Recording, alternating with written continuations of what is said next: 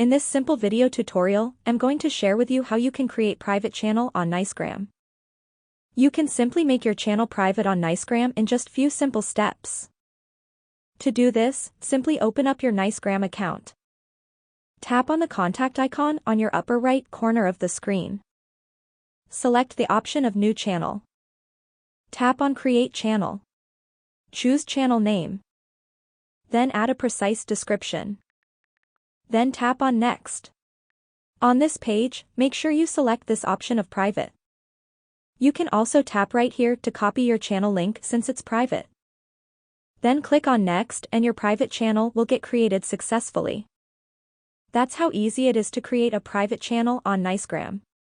If you have any questions, just let me know in the comments section down below. Please don't forget to leave a like, share and subscribe for more video tutorials like this one.